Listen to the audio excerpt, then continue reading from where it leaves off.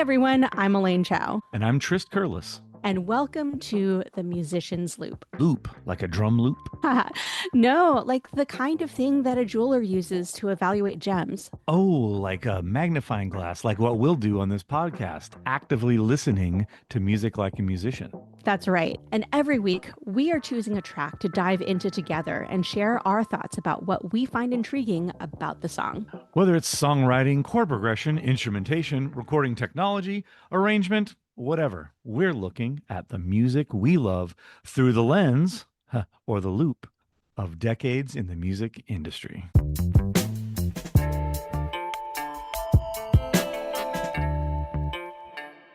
Hey Trist, what do we have this week? Elaine, this week we're dealing with a song from probably many kinds of lists of just the greatest albums ever. A song from the great Graceland album from Paul Simon. Oh, an album okay. that was recorded on 3 different continents, maybe 5 or 6 different cities. So it's not a completely uncommon thing, but especially at the time, not super common then either. So Yeah. the song I've chosen, there are so many, we could definitely do entire podcasts about this groundbreaking album. But I've chosen Diamonds on the Soles of Her Shoes. Oh, okay, cool. This is on an album that you recommended to me before, and so this is going to be a repeat listen for me. But as we get settled in here, can you remind our listeners how they should aim to be listening to music? Well, I always mention how grateful we are to have any listeners. So whatever situation you're in, we're glad you are with us. I just like to add that if you can improve your listening environment, I encourage you to do so. Grab the nicer headphones you have, or go to the cool listening room, or your better car that has the better stereo in it. Whatever you can do to improve your listening, we're all about it. Especially in this one, we have a few things that relate to the stereo imaging. So maybe some good headphones would be good for this one. Okay. And so with that, we're going to drop the links to the song in the show notes. So we're going to take a pause and we will be right back.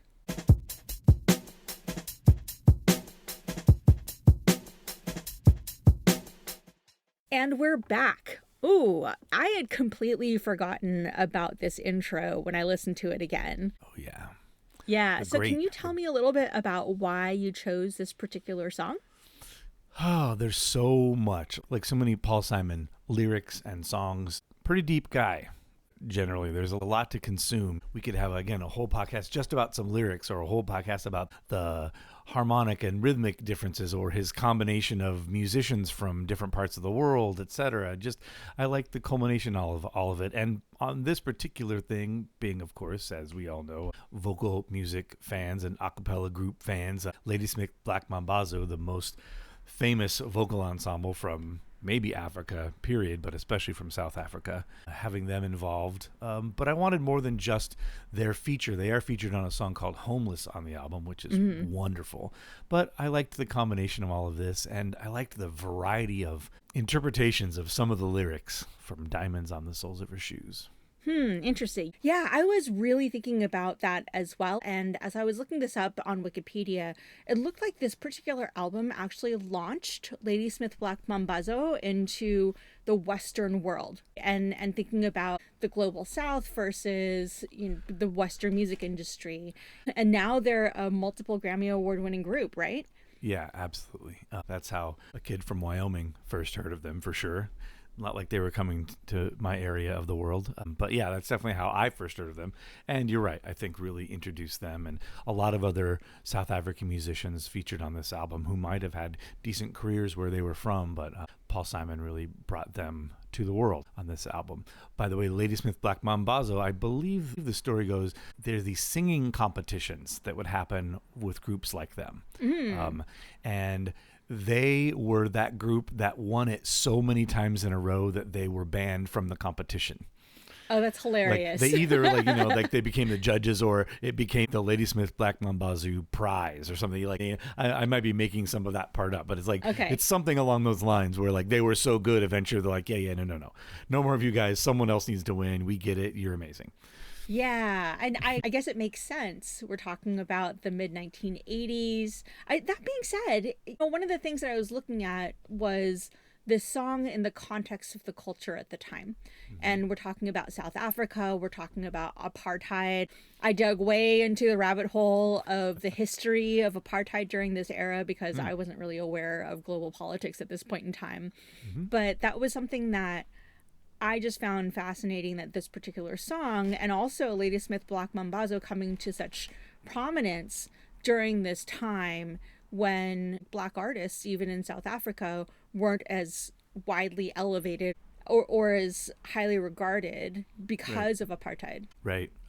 Very much helpful. No doubt that part of the motivation, knowing what you do know even about whatever you might know about Paul Simon, you could assume there was a little bit of, hey, let's spread this and maybe that'll actually bring some attention, as many artists were doing, than just kind of getting fed up with the situation there and doing what they can. Lots of different tribute concerts and records and things to try to get attention to the apartheid situation there. So no doubt a part of the push just to get that known and get that changed there, for sure. Yeah. Now, one of the other things that I was investigating kind of as an internal practice, because my ear immediately was like, okay, this is definitely Africa. But then I was thinking, is it South Africa? Is it some of the other places? And I started to ask myself, there is such a strong vocal tradition in many parts of Africa. Why was it that I was unable to distinguish immediately what area of Africa this was from? And part of the reason I'm thinking about this is being Taiwanese American and ethnically Chinese. There's like Chinese food, but then there's all sorts of like these sub, genres of Chinese food that I am very well aware of, because to my palate, it makes a difference, right? Like which region of China you're eating from and what subculture you're going to. And for your typical American, if they don't live in a metropolis where there are lots of different types of Chinese restaurants, they just think of it as like one giant thing. That was the same experience that I had thinking about the incredibly rich and diverse music background and vocal music background in various parts of Africa. I'm curious what your thoughts are on that. Oh, wow. I agree. I think, myself included, I'm not proficient in all of the different styles, and I can't instantly be like, oh, that's from this part of Africa, that's from this country. I don't know those styles. There's a generalization, and yeah, I think we do that a lot. Like you said, like Chinese food is just one thing, even though it can be so broad. I find musically, even though I'm more of a jazz musician and I really enjoy lots of different Latin music styles, a lot of times you'll see on piece of music like, oh yeah, okay, this one is swing and this one is rock and this one is Latin. It'll say Latin. It won't say samba or a bossa nova, or it's all clumped into a thing. It's like, it'll just say Latin. I'm like, well, what does that mean? Are we singing in Latin? So I've always made a joke about that. Again, I include myself. I want to learn more about those differences. That's a great point. I think there's also, you're just thinking about it from a music history perspective, this incredible influence that Africa, especially West Africa, has on Latin American music and Caribbean music because of the slave trade, right? And we're thinking about how the people who were forcefully taken from their countries in West Africa into the various different parts. We have this flood of both vocal music tradition as well as percussion music tradition making it into these various locations. And I just think it's fascinating to think about it and to really make ourselves more aware of what's happening. And I see the same thing, by the way, happening with India, which is over 1 billion people, lots of different styles of music that's coming from India. And we just aren't aware of it. It's just like, oh yeah, it's all Bollywood music or it's all Bhangra music. Like we just don't know. And I think it's worth it for us as musicians to think a little more critically about what we're exposed to and what we're familiar with, because I can tell you that there are so many incredible Nigerian musicians out there that I'm just not aware of. There's some that I'm aware of, but a lot of them I'm like, oh man, I just need to listen to more Nigerian music. Exactly. And even in North Africa, like Tunisia or Algeria, Egypt, That's all Africa too. That's It's so right. different from this. Oh, it's like like this African group. It's like, well, what does that mean? It can mean anything. So that's a really great point, and one I wasn't even thinking of. Yeah. And with that, I'd like to get a little bit more into the song because we've been talking about the culture around the song, but less so the song itself. So, can you tell me a little bit about what you hear in the song and the types of things that we should be listening to? Oh man, I love the lyrics. Even straight up, he's telling you she's a rich girl. Don't try to hide it. Diamonds on the soles of your shoes. Like, that can be interpreted so many ways. Like, so rich that you can have these gems on the bottoms of your shoes. You've got so much money. Kind of trying to emphasize how much she is above socially than this poor boy. Empty as a pocket. I love that line. Empty as a pocket with nothing to lose. The history of entertainment is loaded with stories, songs, movies, shows about the couple from two different sides of the tracks, as it were. Yeah, I wrote down this is kind of an Uptown Girl kind of vibe, Sure. thinking about the songs that I was raised over. Yeah, Uptown Girl, Downtown Boy kind of thing. Yeah. I might be making it up a little bit, but I like the differences in that intro where you've got the South African group, a little more rhythmic, singing Zulu. That's like this one thing. And then floating over the top of it, the melody of the other culture. Yeah. Right? There's just a simple, plain melody. It's not super rhythmic. It's just kind of floating on top of this thing, yet they really work together, even though they're different from one another. Whether intentional or not, or subliminally, I love how that's set up. She's a rich girl. He's a poor boy. I like how those work musically together at the start, just almost like that a cappella little intro to what we're going to talk about in the song. Yeah.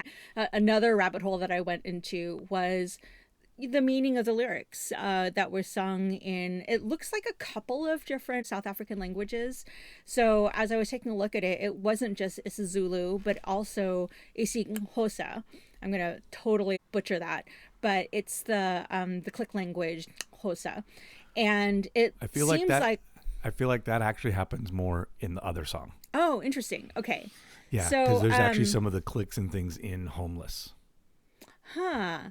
So as I was taking a look at this, and a lot of different interpretations of whether it was just Zulu or if it was both languages.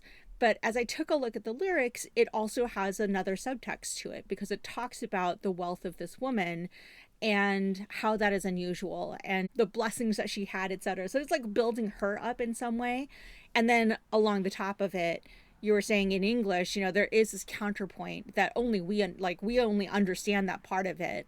But if you take a look at the languages underneath and use that as a juxtaposition, holy cows, it just increases with the meaning, right? And I think that that's part of the beauty of the combination of songwriting. And I noticed that in the credits, there was actually a dual credit, not just Paul Simon, but also of the founder of Ladysmith Black Mambazo. I think his name is Joseph Shabalala. Yeah, there we go, Joseph Shabalala.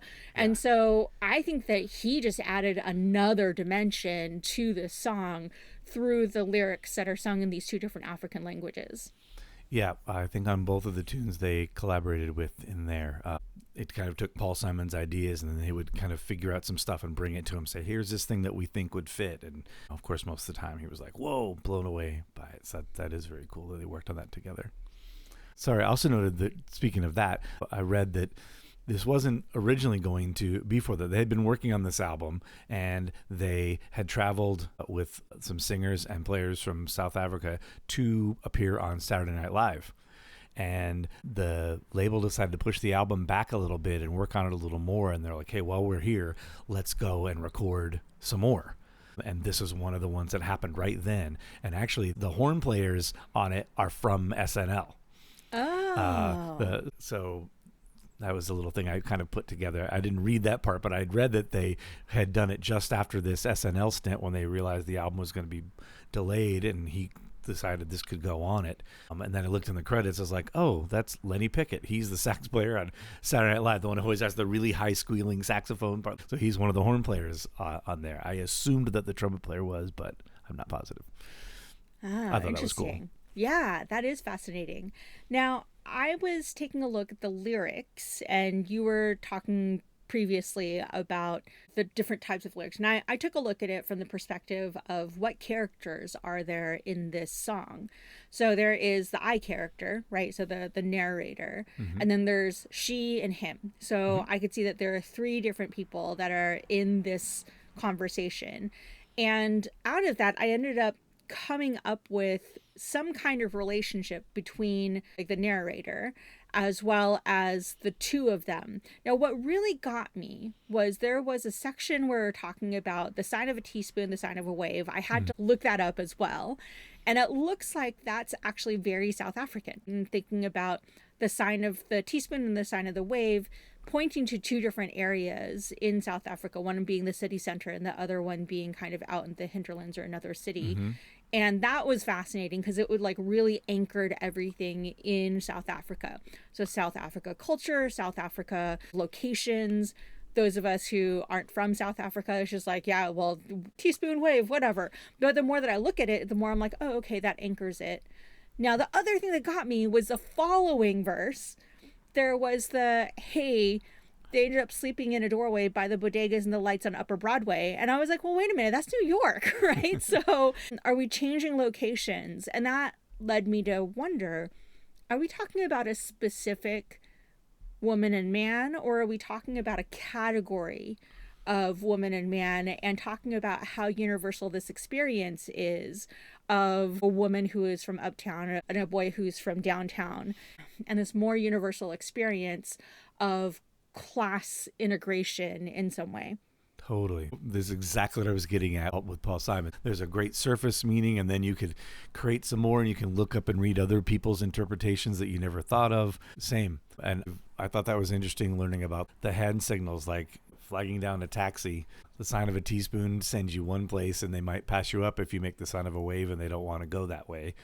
Never would have thought of that. That line would always just sit to me, I wonder what that means. And I never really sought it out until we were doing this. I saw that as well. That was fascinating. Thank goodness for the internet. Yeah, no kidding. Well, is there anything else that you want to talk about in this particular track? Just jumping back, just a little self-referential, back to our episode that was about the Michael Jackson song, Working Day and Night, where we talked about Hocket. It's not quite as complex, but it occurs in this recording as well. Go back and listen. I told you the stereo spectrum would be involved. When we hear the horn parts come in, ba-ba-da-ba-ba-ba, ba-ba-da-ba-da-ba-da-ba, ba-ba-da-ba-ba-ba, ba-ba-da-ba-da-ba-da-ba. That's the horn line I'd always heard before, and in preparing this, I was listening in headphones myself and realized that second da-ba-da-ba-da-ba-da-ba, all of those rhythms, they alternate left and right. So now, I don't know this exactly, but it would be possible in post-production for you to pan them. So it may have been played exactly like I'm singing it, but if you listen to just one side, you only hear pop, pop, pop, pop, pop. You hear all the offbeats, and then you hear the other ones filled in on the other side. So either it was played in two passes and panned either way to make it more like a Hocket, where like these two parts create one, or it was indeed just played all together, but then in the production of it, panned it as if they were two separate parts. I can't say which one of those it was, but a little bit of a similarity to what we talked about Hocket in the Michael Jackson episode. That is fascinating. And just thinking about the recording technology that was available in the mid 1980s, which is when this was released, I don't know if that is, I mean, that's just a lot of work to do all of that panning manually, right? It could be achieved either way. I mean, at that time, you still had the ability to program that in such a way on a board, or you'd have at least someone ready to go and do that while you're mixing it. I don't know, hard to tell. So accurately. That's really true. challenging. Yep. And definitely listening to it in stereo, you heard a lot in the choral aspect of as well. You know, in just the very beginning, there were certain voices that were panned left and certain voices that were either center or panned right. So it was something that I also heard there as well, just the use of stereo. Yeah. And I like how it just returns and ends with the group as well, the kind of vocals and percussion at the end. even if we don't get deep into all of this meaning that we're seeking out of it, it's just really a fun listen. It's really a great combination, as is the whole album, just the melting pot of sounds from all over the place. You got some on the album, there's some Cajun Zydeco, there's some jazz, there's some pop, all kinds of folk melodies, all kinds of things. It's just a great album all around. Well, awesome. So with that, let's close out and move on to our next section, which is Mailbag.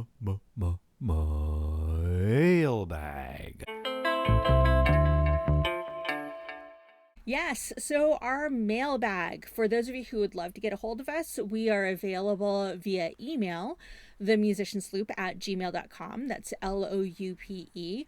Or that same thing, themusiciansloop at both Instagram and Threads. This is a great topic. So this Diamonds on the Soles of Your Shoes song, lots of interpretations that we talked about. So drop us a line and tell us things you hear, or maybe if you've ever visited or you know some other inside scoop about what some of these lyrics might really mean, or have your interpretation. We'd love to hear it. Awesome. Okay, so this week comes from Threads, our favorite place. This is an artist named Coco Dye from November 2025, and he writes, unpopular opinion, nearly everyone could learn to play music on a decent level. You don't have to be a genius to be a good musician. It's easier to say, I don't have talent, than put hundreds of hours into learning. If you feel that you would like to try, don't stop yourself. You'll be great. So I'm kind of curious about whether you agree with his statement that everyone can be a decent musician.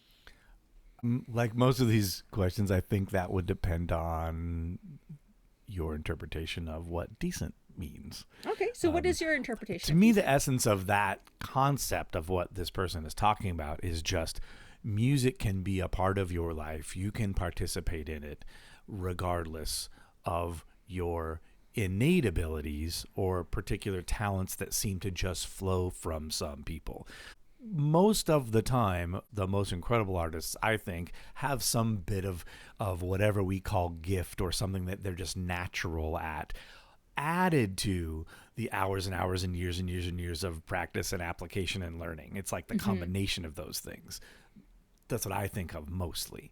However, our culture and our society has definitely got into, especially with the competition music shows, with your American Idol, etc. So we put it on TV for everyone to say, hey, here's what we do. There's this thing and we're going to judge it. And that is good and these other people are not good. And they do their best to try to make it, oh, it's not about that. But the example is, oh, there is this and you other people, you're off. You're out of here. You're not good enough to do it. It's like this judgment, whereas so many cultures have music as a part of just what you do. It's a part of a language.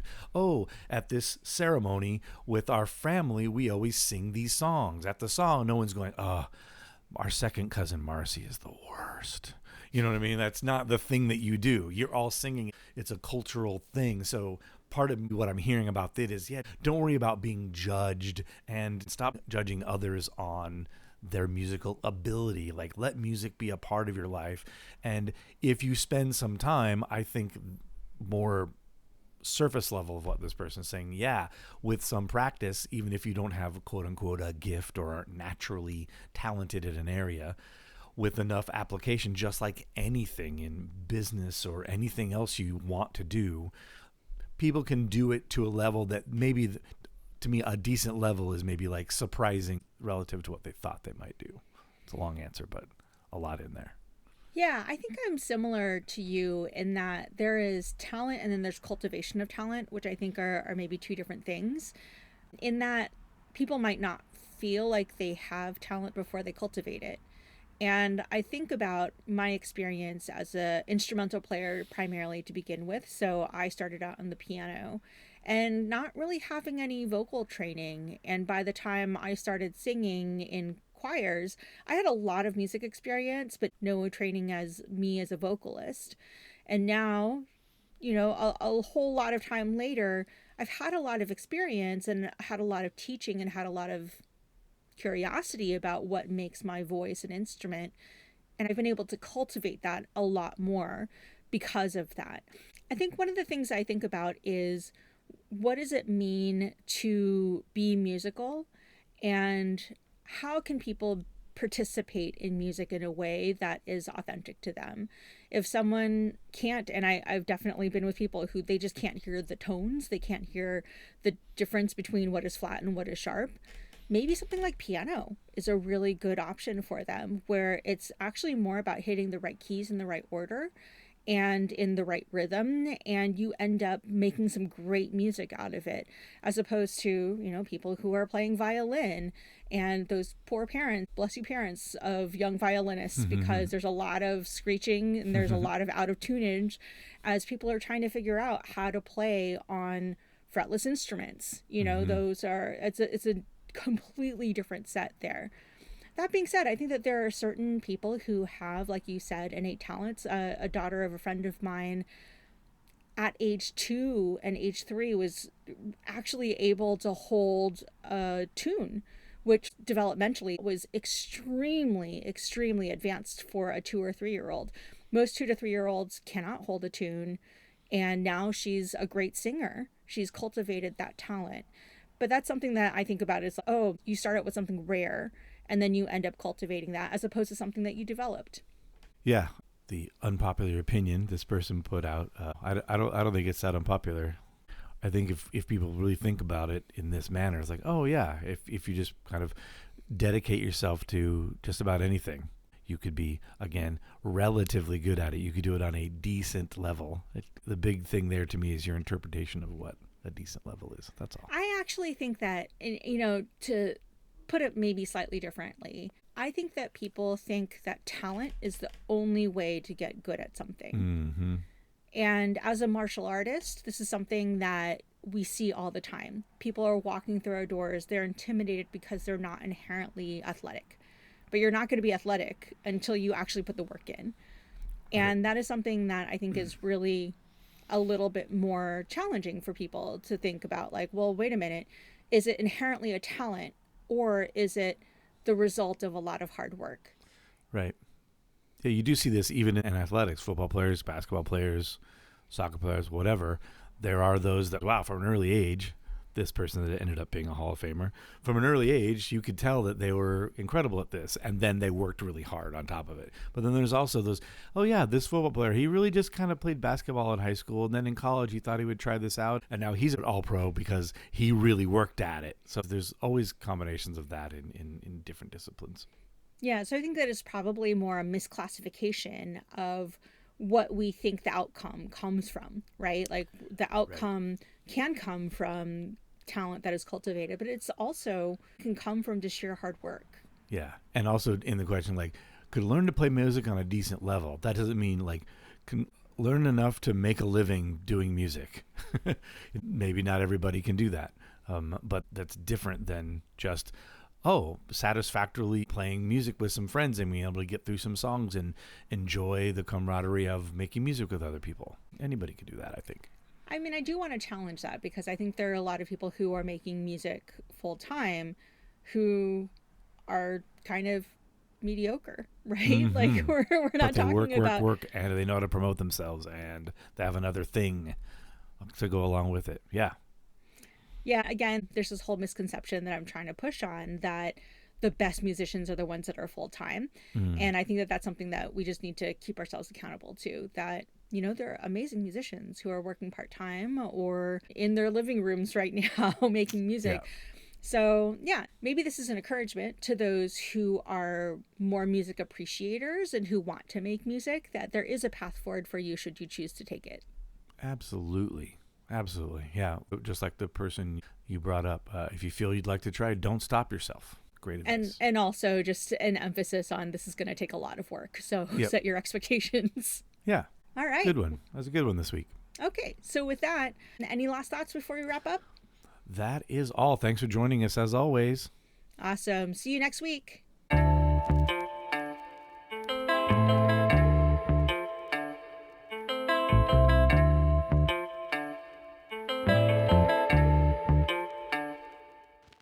Ladysmith Black Mambazo. And then Trist interrupted me because he had to hear me say it 4 times. Okay, it's time for a refill on all the tea. I can do this.